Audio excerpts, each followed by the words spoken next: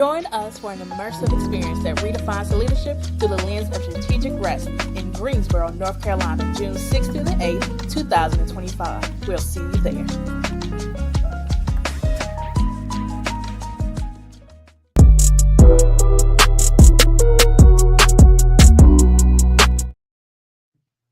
Good morning, good morning, good morning. I cannot believe it, but we are back. It is another Sunday, and we are back for the Power Nap Live. I'm here with my favoriteest co-host, Dr. K.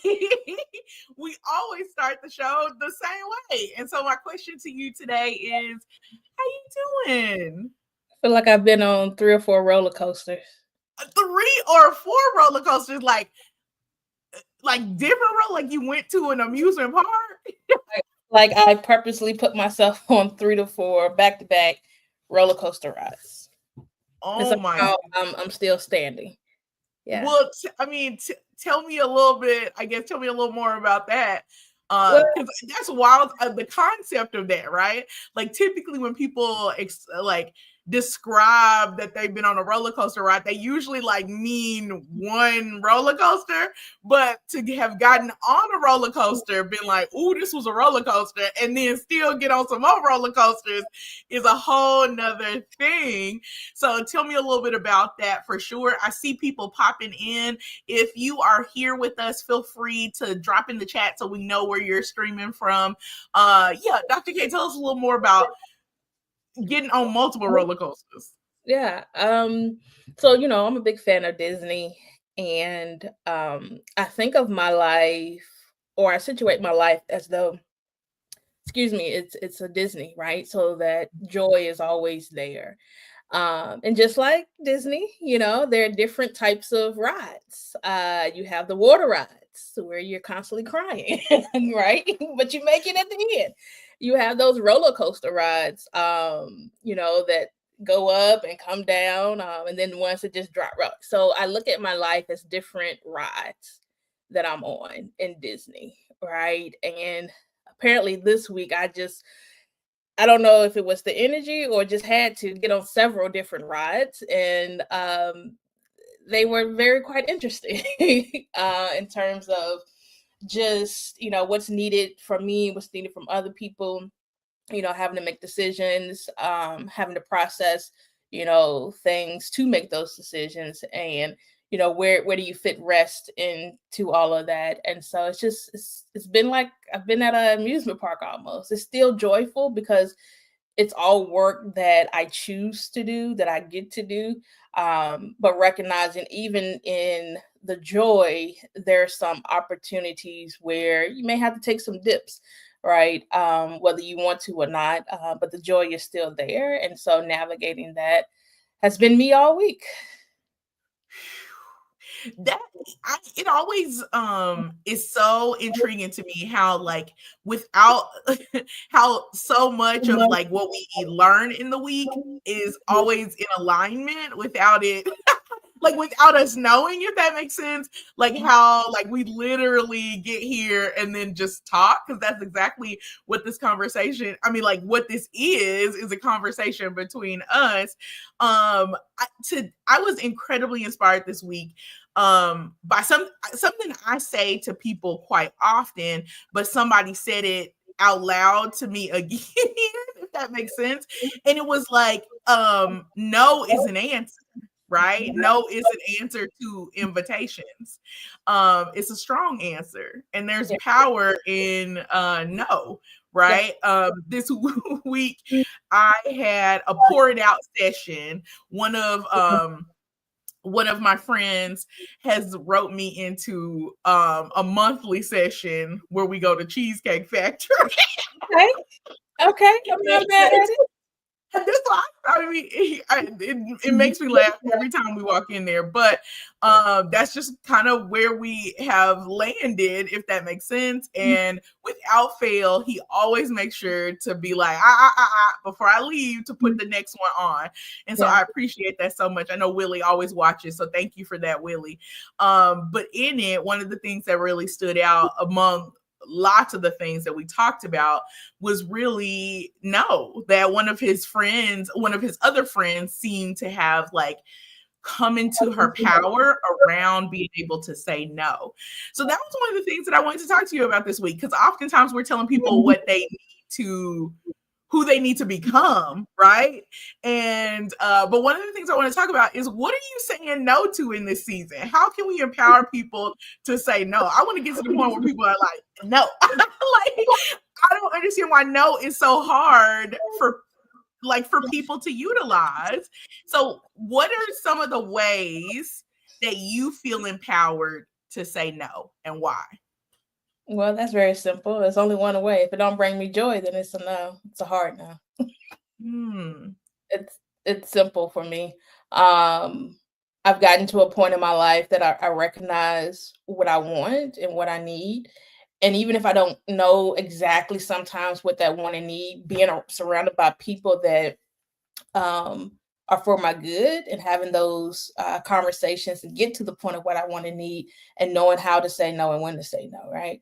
I Yes. think for many people, and I'll say for me in the past, no has been um, a pseudonym to, if I say no, then they'll reject me in another way. If I say Mhm. no, then I'll be outcast, right? That, no has been it's kind of like a reprimand almost. Like they take this no and make it all negative, right? You think about, growing up when you're a child and you do something and your parent says no, and sometimes that no comes with a hit. And I think as we get older, though the hit may not be the physical hit, there's a hit to us when people say no. And rather than being in that space, we just choose to say yes or choose to say nothing at all. Um, Mm. yeah, that no is tied to trauma, to experiences that some of us haven't really dealt with or healed from. That, like I said, I think too many people are dealing with experiences and trauma from the past rather than healing from it. And that's neither here or there. And getting into the space of, this is what I want for my life, this is what brings me joy, and saying no to you in this moment may make space for me to say yes to you later. And I don't think people understand that. Absolutely. Ooh, that was something right there. That saying no to you now may make space for me to be able to say yes to you later, right? And that's one of the conversations that I keep having to have with clients, and as I do more sessions, as we do more sessions on strategic rest for leaders, is really, again, I've said this before, that the guilt should not be that you are resting. The guilt really should be that you're not showing up as your best self in the spaces that you're going to. And so sometimes no is the protection for the other people, right? It is so much of the work that we do is around relationship intelligence and being able to maintain, being able to harness relationships in order to get the things that you want done, right? To be productive. And in productive relationships, it's important for you to be able to show up as your best self, right? We know that motivation is important. We know that understanding conflict is important. Knowing what your strengths are is important in being able to build relationships.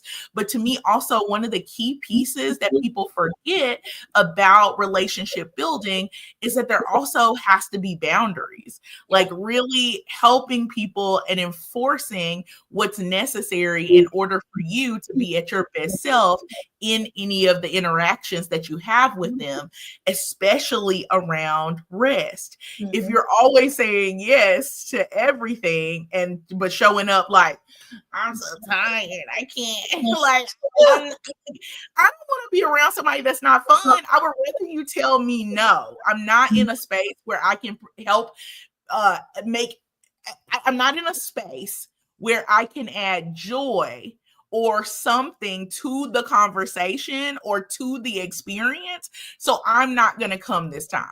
Right. To me, that is kindness. That is what good friends do. Not this time, but I got you next time because I want you to have a good experience. You know what I'm Yeah. saying? Yeah. And even if, and I've been in spaces where people's like, well, I just stopped asking you because it's always a no. And it's like, but you never inquire about why the no is there. Mm. Right. Mm. And you go off of the story that I'm constantly always busy. So you just stop asking me because it's going to be a no rather than, well, you said no last time. What's the no this time? And I don't mind saying, well, last time because I literally just got back and I just didn't have any energy. This time is because something last minute came up that I have to do. Now, if I have time later to come, X, Y, and Z, but people, and I think it's part of people don't want to get in people's business. But if I invited you into my space, that means I've given you the opportunity to ask me questions. Now, whether I choose to answer them and how I answer them, that's on me, and vice versa, right? If you invite me into your space, you're saying, well, Dr. K can ask me just about anything. Now, whether I respond to it or not, that's my decision. But if you invite me in, at least that's how I look at invitation. Now, if you don't want me to ask you questions, then don't invite me. Mm. We Right? had somebody in the comments say guilty. They said that is a no, is a no really rejection because it feels like it, right? And here's the thing. Thank you for that, Deja. As adults, to me, one of the most difficult things that I know for sure that you've experienced this with people that you coach, and me too, is really that no has become such a negative thing for them both to say and to receive, right? But there's just so much power in no. Like there's so much power in no. And not to see it negatively. When someone tells me no, and maybe it's just like a different way. I was talking with some people this week about I think it was in my church group, how shout out Deja is here from one of our Wednesday night chats that we're doing through church. But one of the things that I was sharing with them is culturally, right? Like no can feel so negative because it can feel like you can't ask questions. So in my household, I grew up, and it's so funny to me because my husband and I grew up in what would look like the same kind of house, right? 2-parent household, like parents have both been married for a long time, all these different pieces that would look very similar. However, one of the things that I always talk about that was a little different in my house was that I could ask questions. I really could. And the more like people that I get to know, they were like, what no questions in my house. It was really just whatever was told to me was what was going to happen, right? Now, don't get me wrong. I always listened to what my parents said and always did what they said and knew that the answer was final. But what was different was that I could ask why. And to me, it's why I'm very strategic today, while I'm able to think through a lot of different situations, because when they gave me a no, there was some context to it, right?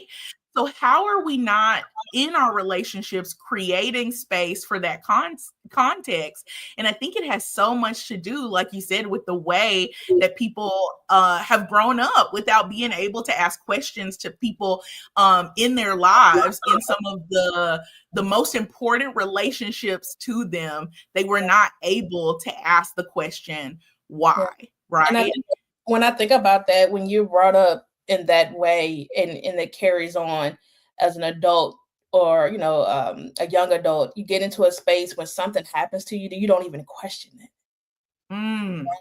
And I think about people that have been in not so good spaces, and because that habit has formed an identity for them to not ask questions when something happens out of authority, somebody's authority, that they just sit there, right? And how damaging that is. I think about spaces in, when you are able to ask questions, now you're in dialogue with someone. you know how to have conversations, you know how to network, all these things that many of us in spaces now that, you know, I see people older than me say, I don't know how to network. It's like, what does that mean? And I think that's part of because I haven't been in spaces where there was a back and forth question answer, regardless of what the answer may be, right? Yeah. It's always been just this is it, no questions asked type of space. And that doesn't open up for real dialogue. So when you get into a space, when someone says, so well, how do you feel about this? I, I, I mean, you know, whatever y'all want to do, like what? Like you don't have feelings, like because you're not in You those don't have spaces. any feelings at all about it? And you've made that your identity. And I do a lot of work with folks on the difference in making something an identity versus appreciating something as an experience, right? So when people say things like, you know, I am I am sad. You know, I'm sad. When you say I am, that becomes part of identity versus in this moment right now, I'm experiencing sadness. Because tomorrow I don't have to be sad if I choose not to be sad, right? Rather than looking at things as identity versus experiences. And then this idea, this concept of no, if you flip it, it's on. And as Willie has stated in the chat, there's power. And anytime you see on, what does that mean? Power. Yeah. Right. And so when you're able to flip something, such as a no, it becomes power. And when you have an on switch and an off switch, and you take ownership in that, you get to turn it off and on. So today can be a no, and as I stated, may set me up for a space where I can say yes to you next week. But folks don't even know how to embrace the power that they have to even know that there's an on and off switch. Absolutely. And so much of that to me comes from the stories that we tell ourselves, right? One of somebody I know who is they're kind of new in marriage. One of the things that they talked about that has provided them with the ability to be able to really understand each other is to ask themselves, what story am I telling myself about what's happening, right? Because so often, oh my goodness, I have met people. One of the most interesting things about my own husband is he is somebody who will have an entire situation that did not include the other person. Now he didn't like he done talked it out with them. He done made like scenarios and situations that sometimes I have to go like, did this happen in real life, or did you this was your conversation with yourself about what the person would say, right? And so he said that, and I imagine that happens to a lot of people, that it comes from always trying to be prepared, because in those conversations where you were never allowed to ask questions, you had to also protect yourself with the fact that you may be hit with questions that you can never ask any questions to, right? So we grow up, well, not me, but I know a lot of people who have grown up in a space where not only do you not know how to dialogue back and forth with someone in authority, right? Or even someone that you're in a relationship with. Not only that, you've also, in order to protect yourself, have created stories and scenarios that may not be factual to what's happening. And that happens so much with the people that we talk to around rest. They create narratives and stories about why rest is not possible for them, how it can't happen today, how you can't, whatever the case is. I had a client this week that I challenged to find 15 minutes to just do whatever they wanted to do. And it is mind-blowing to me that that's something that I would have to challenge someone else to do, right? But realistically, this person throughout the entire week was never finding any time that they could literally rest, right? But I did it to prove to them that there is time. It is what you are choosing to do with that time that becomes incredibly important in the story that you tell yourself. And I asked them, did the stuff burn down? while you were gone? Did the email still come into your inbox? Yes. So, what is keeping you from becoming someone who practices strategic rest? And the thing is, the stories that you're telling yourself around rest. Yeah. And how can we combat that? What's one of the ways that you tell people to how they can combat the stories that they're telling themselves around rest, especially when they're not using no? Yeah. A couple of things. One, I always ask the question, was that's the story you want to keep telling? Mm. And if it is, cool. I don't know. That ain't my story. That's your story. If you want to keep telling, cool. But if someone says, I don't want to keep telling this story. Okay. So one, are you willing to put in the work to change the narrative, to disrupt the narrative, right? And part of that disruption is perception.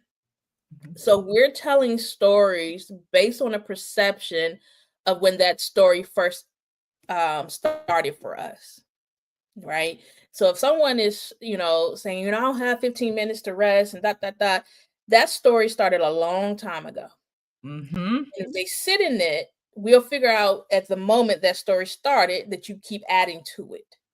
Yep. And when that story started, you are a different person. Mm-hmm. The unfortunate piece is you're taking that person back then that started the story to orchestrate your life today. Mm-hmm.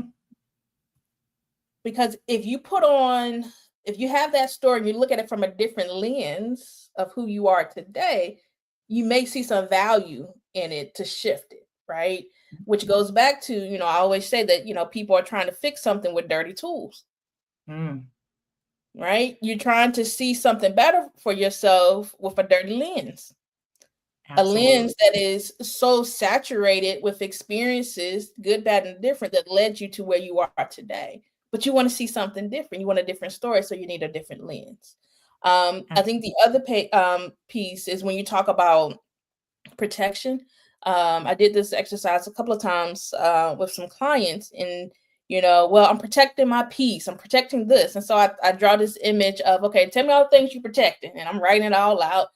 And for everything that they're protecting, I draw a line in front of it, and it becomes a wall. And it's like, your wall is so thick, and you wonder why people treat you the way they do.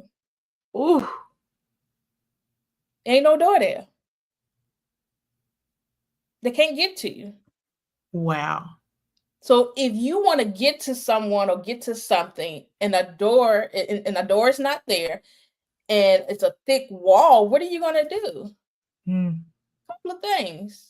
Some people may stay there and just wait. There's some people that may start chiseling and may never get there. There's some people that may walk around to see other ways to get in. And when that happens, then people come out the woodworks like, well, why'd you do this? I mean, I was trying to help you or be there for you, and there was no way through the front because it's a wall. So I'm finding other ways. And so that's when people become vulnerable, because someone has figured them out. Yep. Someone has took the notion to go around the wall, right? Because though we say we're protecting, there's a part of us that's not being protected. And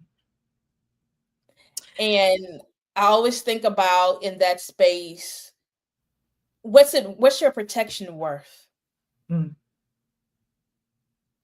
always think that it requires so much boldness to be the main character in your story. Yes. So many people are okay with being an extra in the one story that they get. Does that make sense? Like, whenever we watch a movie, there's a clear person who we're watching, right? But yet it feels like when we don't harness no, when we don't use the adequate rest, when we are not self-aware, that we start to slowly become okay with being a supporting actor in what should be our starring role. You know what I'm saying? We don't get it again.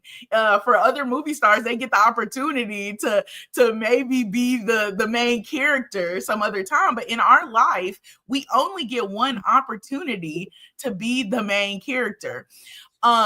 I did a session this week with a big team at a luxury brand hotel. I can't tell you much more because they made me sign a little, little NDA. But whatever the case is, one of the things that someone talked about there was, as we do core strengths in both of our consulting, both in our consulting firms, they did the assessment. And for one person, their overdone strength was supportive, right? And when supportive is overdone, it looks like smothering.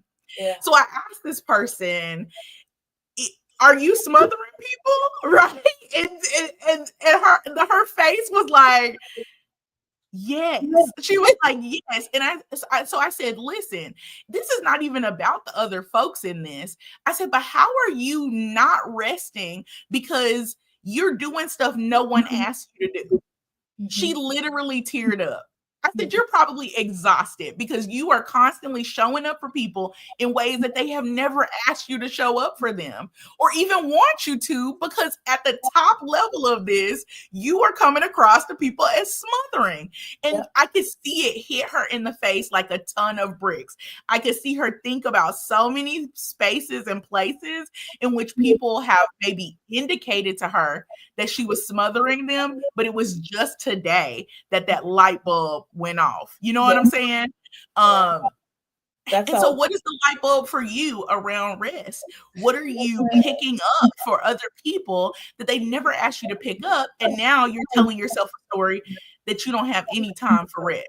Yeah. And I also see that as whenever that's a top overdone for clients, I speak to what you just said. And I also speak to you're showing up for people in the way that you want them to show up for you, but you haven't communicated that to them. Clock that. Because we talk about that all the time. I tell people all the time that one of the issues that you especially see in relationships is that, and not to take it, to love languages, but it's a way that people understand it because they typically understand that concept, right? But the same way our love language, we tend to just kind of default into the one that we see the most, right? Or that we feel the most. It's the same way for so many other things in our lives that we just, again, not showing up in main character energy where we're saying this is what we need, this is what we invite you to do, because you good for a good invitation, okay? When you do not do that, then you're literally allowing someone else to drive. Yeah. And to me, that's unfair to other people that you're in a relationship with. In that session that I did, of course, people also get an assessment understanding a few things, right? Once you take that assessment for core strengths, you know how you're motivated, you know how you experience conflict in those 3 stages, which always blows my mind. And one of the things that had me so tickled is that I was actually, out of 30 people in the room, one of the only people whose first stage of conflict was to assert. Can you imagine being in a workplace where no one asserts, like when they're experiencing conflict? And also, it was so foreign to people when I explained to them, it's not aggressive, but whenever I'm experiencing conflict, which we know, conflict is when things get personal. Okay, opposition is good, but conflict is when things get personal. I was like, the very first thing that I do is go, that's not what I'm going to do. It may be laughy, it may be cute, it's usually very nice. But what I tell people almost immediately, not even almost immediately, because my first stage of conflict is assert. I'm like, nope, that's not what I want to eat. Nope, that's not what I'm going to do. Nope, I won't be there. And so it is so interesting to me how that is different for other people, and how that to me also plays into the way that they rest. Yeah. That's big time. That's about that's a nice little plug for those seeking self-awareness or seeking to increase their self-awareness. One, get a coach, get a credible coach. a coach that you can trace back, the good that they're doing. So getting the testimonials, right? That there's a fit, taking core strengths, Yeah. whether it's you individually or as a group, as a team. I've done core strengths with married folks. And the conversations have been really enlightening, right? And so it's definitely a tool that, not just because certified in it, but it makes sense. It's simple to understand and simple to carry with you, to Yes. continue to do work in your life, right? Yep. It's a constant, and I hear that often with people who have done the workshop with me or just did a one-on-one with me, that they still use it and how they use it and how it has shift language in the conversations that they have to get what they want and what they need in life. So yeah. Absolutely. I had a client this week that was exactly what it was. We actually did by herself. I did a core strength debrief with her almost 2 years ago, and now she's bringing me in for her entire staff to do it because she was like, this has literally allowed me to be able to keep my job. Having the vocabulary has kept me from being somewhere else because it is so important to know these pieces about yourself. So yeah, like Dr. K said, if either of us can be helpful to connect you with how you can understand more about yourself, and then ultimately use it to understand rest better, we're always happy to do that. So I cannot believe it, but we're 30 minutes in. I wanted to look at the chat real quick to make sure that we didn't miss anything good. Oh my goodness, yes, y'all were live in the chat today, and I'm happy to see it. Thank you each for being here. If you do not, even if you do, we want to make sure that we're creating a community for people around rest, people who want to be well-rested leaders, built on the NAP framework. So we hope to see you June 6th through 8th in Greensboro, North Carolina. In just a second, you'll hear a little more about how to get your tickets, the few tickets that are left, but you can hit up thestrategicrist.com so that you can be a face in the place. All right, y'all, have a wonderful, wonderful rest of the week. Make sure that you practice strategic rest and make good decisions. We'll see you next week back here in the same place, 10 a.m. Central Standard Time, 11 Eastern Standard Time for Power Nap Live. Take care. Bye.